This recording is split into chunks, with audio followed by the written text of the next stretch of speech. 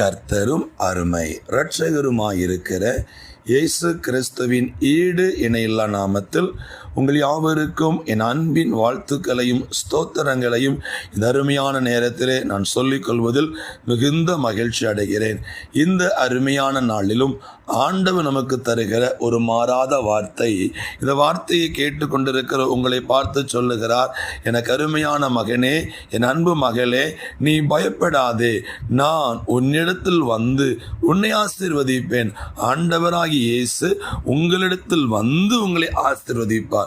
இந்த உலகத்தை பாருங்க, உலகத்தில் வாழக்கூடிய ஜனங்கள் எத்தனையோ தெய்வங்களை தேடி செல்றாங்க. எதுக்கு? நன்மையை பெற்றுக்கொள்ள வேண்டும், ஆசீர்வாதம் பெற்றுக்கொள்ள வேண்டும் என்று இந்த உலகத்தில் இருக்கிற ஜனங்கள் தெய்வங்களை தேடி போகிறார்கள். ஆனால் நாம் ஆராதிக்கிற இயேசு கிறிஸ்துவோ நம்மை தேடி வந்து நம்மை ஆசீர்வதிக்கிற ஆண்டவர். ஆகவே அவர் உங்களிடத்தில் வந்து உங்களை ஆஸ்வதிப்பார். அப்படி ஆண்டவர் நம்மிடத்தில் வரணும்னா ஒன்றுமே செய்ய வேண்டாம்.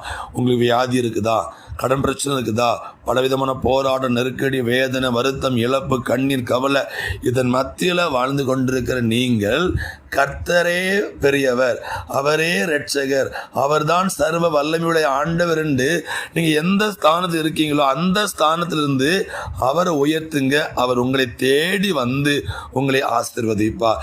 தாவீதுக்கு யுத்த காலத்தில் ஒரு பெரிய ஜெயத்தை ஆண்டவர் கொடுக்க காரணம் என்ன தெரியுமா? யுத்த காலத்தில் கோலியாத் தன்னிடம் இருந்த ஆயுதங்களை குறித்து மேன்மை பாராட்டினான். ஆனால் தாவீதோ தன் கர்த்தராகிய தேவனை அங்கே உயர்த்தின பொழுது கர்த்தர் அங்கே இறங்கி வந்து தாவீதுக்காக யுத்தம் பண்ணி ஜெயம் கொடுத்தார். அதே போல இன்றைக்கு உங்கள் வாழ்க்கையில் என்ன நிலைமையில் நீங்கள் வாழ்ந்தாலும் அந்த நிலைமையை விட கர்த்தர் பெரியவர் என்பதை அறிந்து அறிக்கையிட்டு அவர் நாமத்தை பிரஸ்தாபப்படுத்துங்கள். உங்கள் நடுவிலே என் தகப்பன் இயேசு வந்து இன்றைக்கு உங்களை ஆசீர்வதிப்பாராக. இயேசுவின் நாமத்தில் ஆமென்.